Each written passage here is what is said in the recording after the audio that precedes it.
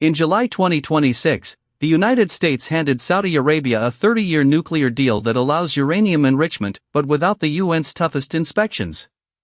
President Trump immediately tied final approval to one condition: Saudi Arabia must normalize relations with Israel, directly challenging Riyadh's long-stated vow not to recognize Israel without a Palestinian state. That single signature discarded nearly 2 decades of non-proliferation safeguards and set up a diplomatic puzzle that could permanently alter the nuclear landscape of the Middle East. On a July afternoon in 2026, U.S. Energy Secretary Chris Wright and Saudi Energy Minister Prince Abdulaziz bin Salman signed a Section 123 agreement, a civilian nuclear cooperation pact that, under U.S. law, must be submitted to Congress for a 90-day review. If lawmakers don't block it, it takes effect automatically. The deal lasts 30 years and allows Saudi Arabia to build a uranium enrichment facility after a joint feasibility study. Enrichment can produce low-enriched fuel for reactors, but it can also be pushed to weapons-grade material, the exact dual-use headache that has dominated talks with Iran. Yet the Saudi deal does not include the IAEA's additional protocol, which would enable inspectors to carry out snap checks at undeclared sites, sometimes with only 2 hours' notice.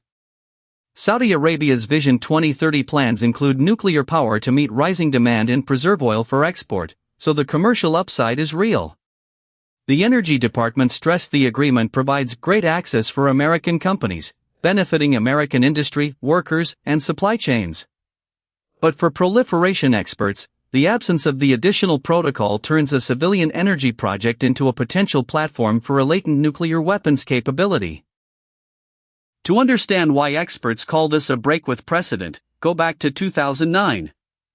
That year, the United States inked its first nuclear pact with the United Arab Emirates, a deal that non-proliferation advocates quickly dubbed the gold standard. The UAE voluntarily committed to forego domestic uranium enrichment and spent fuel reprocessing, the two sensitive technologies that can open a path to a bomb. Even more important, the UAE signed the IAEA's additional protocol, granting inspectors the power to conduct short-notice visits to any location, declared or not. The logic was straightforward: if your nuclear program is purely peaceful, you should invite the most intrusive verification possible. The Obama administration insisted on those terms precisely to avoid a Middle East enrichment cascade. Saudi Arabia is a signatory to the Nuclear Non-Proliferation Treaty and has repeatedly called for a nuclear weapon-free zone in the region. But by refusing the additional protocol while securing the right to enrich, Riyadh dismantles the model that defined American non-proliferation leadership for 17 years. In effect, the Trump administration has traded the UAE benchmark for a deal that leaves the door open to a breakout scenario. The political shock came when President Trump linked the nuclear deal's survival to a long-frozen diplomatic file. He stated that the agreement would move forward only if Saudi Arabia normalized relations with Israel as part of the Abraham Accords. The White House made it explicit: the civil nuclear agreement is contingent on Saudi Arabia joining the successful Abraham Accords, which will help bring true peace to the Middle East. That demand crashed into decades of Saudi diplomacy. The kingdom has never recognized Israel. It voted against the 1947 UN partition plan for Palestine and has no formal ties. In 2024, Crown Prince Mohammed bin Salman publicly reinforced that position, declaring that Saudi Arabia would not establish relations with Israel without the creation of an independent Palestinian state with East Jerusalem as its capital. Now the nuclear deal effectively forces the Crown Prince to choose: honor the generations-old Palestinian commitment, or accept a US-backed enrichment program that could place his kingdom among the region's nuclear-capable powers. Saudi Arabia had deliberately held back from the Abraham Accords when the UAE, Bahrain, Sudan, and Morocco joined in 2020, insisting that normalization must wait for Palestinian statehood. The Trump administration is now turning that principle into a bargaining chip for nuclear technology.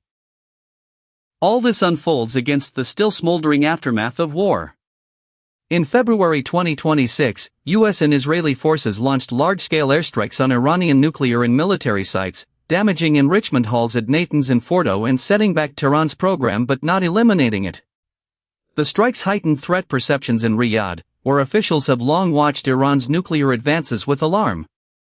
Back in 2018, Crown Prince Mohammed bin Salman issued a blunt warning: if Iran develops a nuclear weapon, Saudi Arabia will follow suit as soon as possible. With Iran's enrichment infrastructure wounded but still functional, the timeline to a potential Iranian breakout is murkier than ever. That uncertainty transforms Saudi access to enrichment technology into a strategic hedge. Although the strikes destroyed dozens of centrifuges, enough remained in fortified tunnels to regenerate enrichment capacity within months, reinforcing the Saudi calculus that a nuclear hedge is necessary.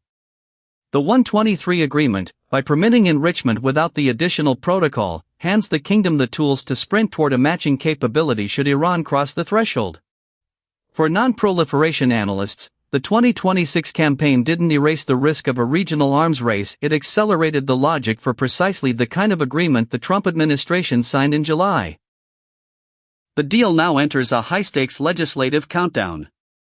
Under the Atomic Energy Act of 1946, Congress has 90 days from the day of submission to pass a resolution of disapproval. If it doesn't, the agreement enters into force automatically. The clock began ticking in July, and opposition is already sharp. Democratic Senator Ed Markey labeled the proposal selling out national security, arguing that it provides insufficient non-proliferation safeguards. He and other critics invoke the UAE gold standard as the minimum threshold the United States should demand.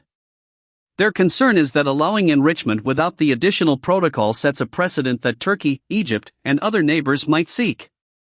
Meanwhile, the Energy Department's emphasis on commercial benefits, potentially billions in contracts for U.S. nuclear firms, creates a political counterweight. Lawmakers from districts with reactor factories or engineering services see a chance for jobs and exports.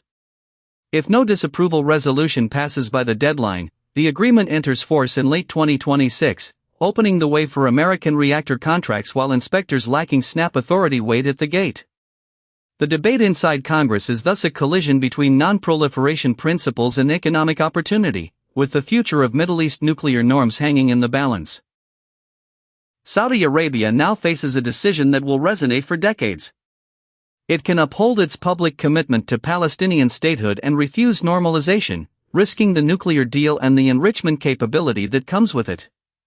Or it can accept the Abraham Accords condition, secure the 123 agreement, and gain the tools to match any Iranian nuclear move, but at the cost of abandoning a defining foreign policy principle.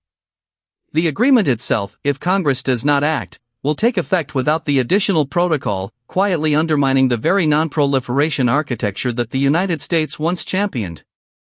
The Crown Prince has not yet signaled his choice. But one thing is certain, the interplay of a civilian nuclear deal, a demand